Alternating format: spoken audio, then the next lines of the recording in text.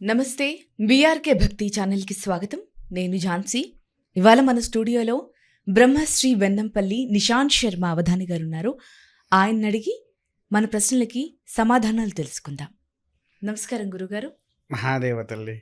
గురుగారు, ఇవాళ కాన్సెప్ట్ ఏంటి అంటే సోమవారం నుంచి ఆదివారం వరకు పుట్టిన వ్యక్తులు ఎవరైతే ఉంటారో వారి లక్షణాలు ఎలా ఉంటాయి? వారు ఏ రంగు ధరించాలి? అలాగే ఏ దేవుణ్ణి పూజించాలి? అలాగే ఈ మధ్యకాలంలో ప్రత్యేకంగా బొట్టులో కూడా రంగులు ఉండడం జరుగుతుంది గురుగారు.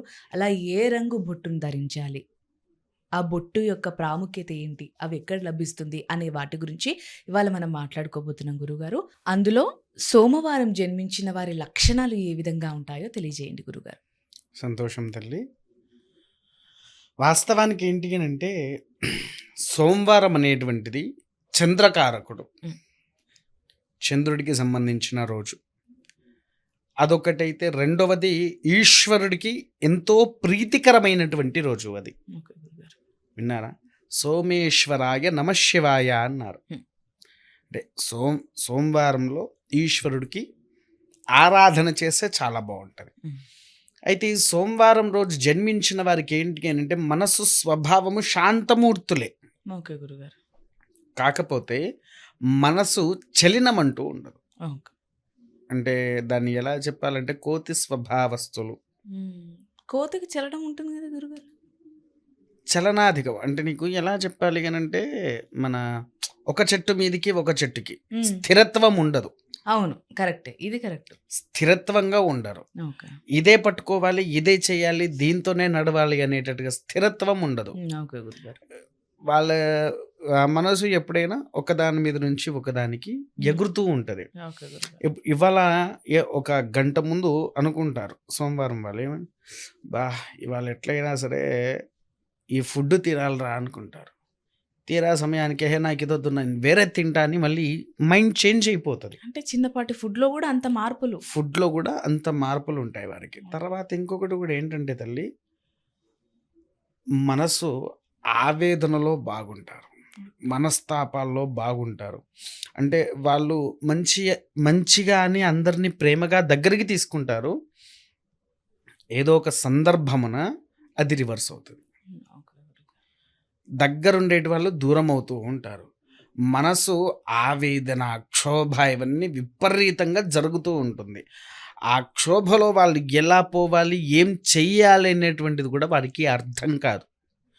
ఆ విధంగా ఉంటారు. తర్వాత రెండవది కూడా ఏంటి అనండి తల్లి, మన ఈ యొక్క సోమవారంలో ఉండేటువంటి వారికి ఎక్కువగా రాత్రి సమయంలో నిద్రలో ఉలికిపడే అవకాశాలు చాలా ఉంటాయి. ఎందుకనంటే వారు నిద్రపోగానే ఇట్లా కళ్ళు అంటుకోగానే సడన్గా వాళ్ళ కింద పడ్డట్టు లేకపోతే ఇంకేమో అయినట్టుగా ఉలిక్కిపడి లేస్తారు.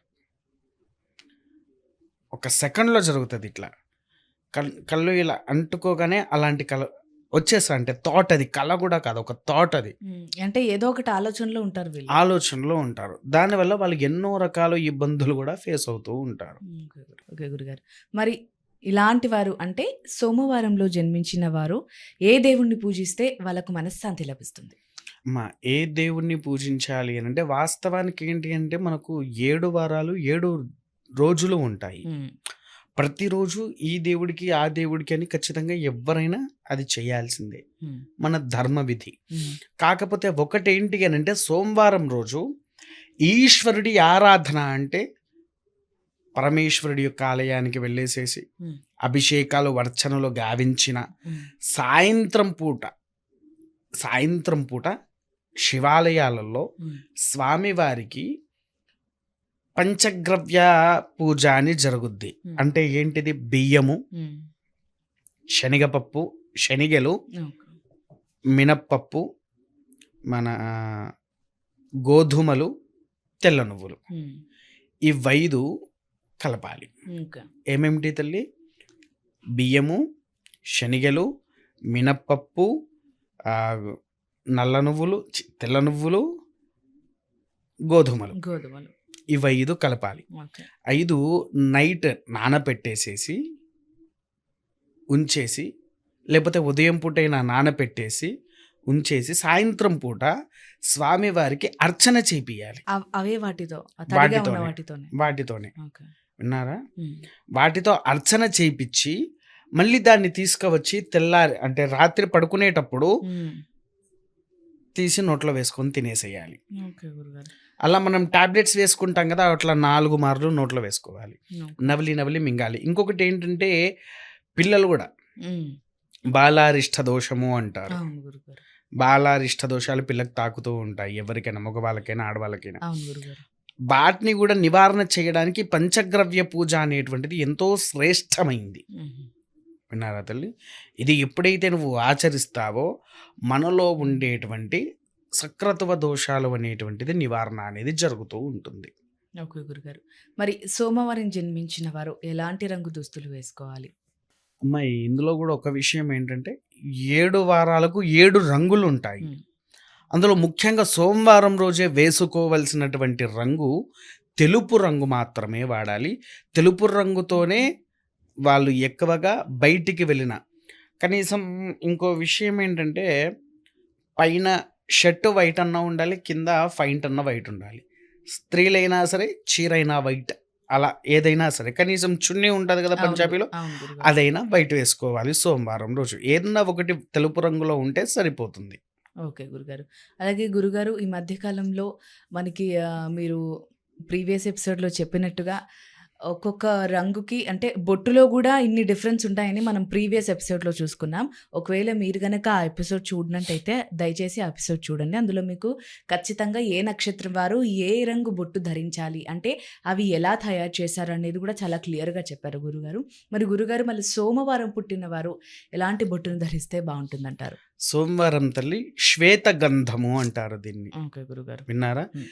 ఇది శ్వేతగంధము ఏంటి అని అంటే, ఈశ్వరుడికి బొట్టు పెట్టిన బొట్టుని మనము పెట్టుకున్నా, హ్మ్. లేకపోతే ప్రతి నిత్యము దీన్ని మనం ఆచరించినా చాలు తల్లి, హ్మ్. అద్భుతమైనటువంటి ఫలితము మనకు దక్కుతుంది. దీని వాసన చూసావరా తల్లి నువ్వు ఎప్పుడైనా? మొన్న చూసినట్టున్నావు కదా. చూసినాను గురుగారు. ఉమ్, చూసాను. అద్భుతంగా ఉంటుంది. అందరికి ఏంటి అని అంటే ఇది ఒక గడితత్వంలో పెట్టేసి మేము సుమారు ప్రతి నెలకు ఒక 100 పీసులు తయారు చేస్తా, అంతే. నెలకు 100 పీసులు తయారు చేస్తాం. ఎందుకనంటే మా ఈశ్వరుడి దగ్గర, రాజశ్యామలాదేవి దగ్గర పెట్టి పూజా అర్చనలు చేసి వచ్చిన భక్తులకు ఇవి ఇస్తూ ఉంటాం అన్నట్టు. అంటే డబ్బులకే, హ్మ్. ఫ్రీగా కాకుండా ఇవి ఇచ్చేస్తాము. ఎందుకనంటే నా ఆలయాన్ని నేను ఎవరిని ఏంటి అంటమ్మా నిధులు అడగను. హ్మ్. ఎవరైనా ఇస్తే తీసుకుంటాము. ఓకే గురుగారు. విన్నారా తల్లి? హ్మ్. ఎవరైనా ఇస్తే మేము తీసుకుంటాం. కానీ నా ఆలయం మొత్తం నడుస్తున్నదంటే ఈవెన్ అమ్మవారికి కొనే దీపారాధన నూనెలో కూడా నీవిది కేవలం కొనుక్కుంటున్నావు అంతే, కానీ నీకు తెలవకుండా నువ్వు ఇంకో అద్భుతమైన అమోఘమైన పని చేస్తున్నావు. ఏది గురుగారు? అంటే ఏంటి? నీ డబ్బులు అమ్మవారికి నిత్య పూజాక్రతువులో కలుస్తాయి. ఓకే గురుగారు. అవునా? అవును. కరెక్టే అంటే గురుగారు. దీపారాధన కావచ్చు, పుష్పాలే కావచ్చు, అమ్మవారికి పెట్టే నైవేద్యం కావచ్చు, వీటిలలో అలా చేసినా కూడా మనకి అమ్మవారి నీకు తెలవకుండా నీ డబ్బు అమ్మవారి దగ్గర పూజాక్రతువులకు అవుతూ ఉంటాయి. ఓకే గురుగారు. విన్నారా తల్లి? ఓకే. ఈ బొట్టు వాడితే సరిపోతూ ఉంటుంది. ఓకే గురుగారు. సోమవారంలో జన్మించిన వారి లక్షణాలు, అలాగే ఏ రంగు దుస్తు వేసుకోవాలి, ఏ దేవుని పూజించాలి, ఎలాంటి బొట్టు ధరించాలి అనే వాటి గురించి చాలా చక్కగా వివరించారు గురుగారు. ధన్యవాదాలు. మహాదేవ.